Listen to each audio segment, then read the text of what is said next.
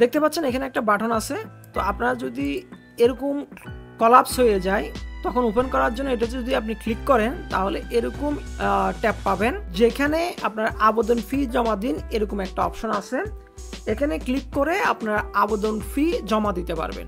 তো কিভাবে প্রথমে আবেদন ফি জমা দিবেন সেটা নিয়ে আমি এখন আলোচনা করতেছি।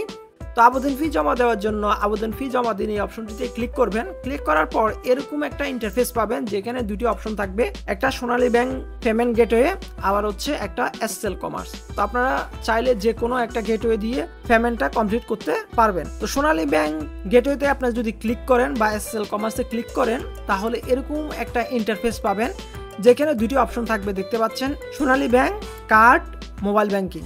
তো আপনার সোনালী ব্যাংক হলে সোনালী ব্যাংক দিয়ে অ্যাকাউন্ট বা ই ওয়ালেট বা কাউন্টার দিয়ে যে কোনোভাবে আপনি অনলাইনে পেমেন্ট করতে পারবেন।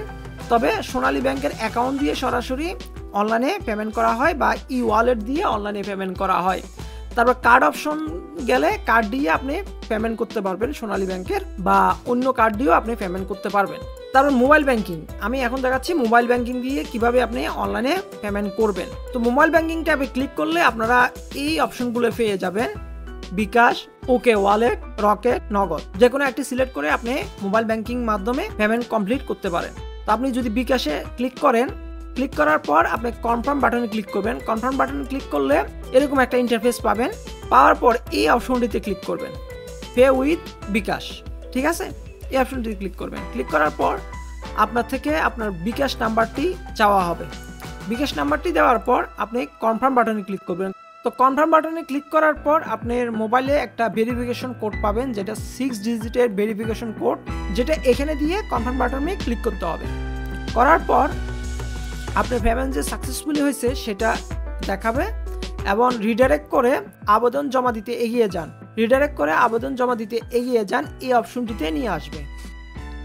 এবার হচ্ছে নির্বাচন বা সিলেকশন ট্যাবের পরে পেমেন্টের ইতিহাস অর্থাৎ পেমেন্ট হিস্টোরি দেখতে পারবেন।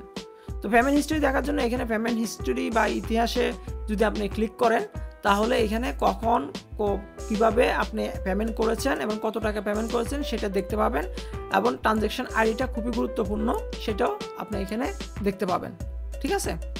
অনলাইনে অ্যাপ্লিকেশন করার সময় বলতেছে আপনি পেমেন্ট কমপ্লিট করেননি, তখন এই ট্রানজ্যাকশন আইডি রেফারেন্স নিয়ে আপনি যদি কল করেন তাহলে কল সেন্টারে কল করলে আপনাদেরকে এটা অ্যাক্টিভ করে দিবে বা এই প্রবলেমটা সলভ করে দিবে তারা। ঠিক আছে?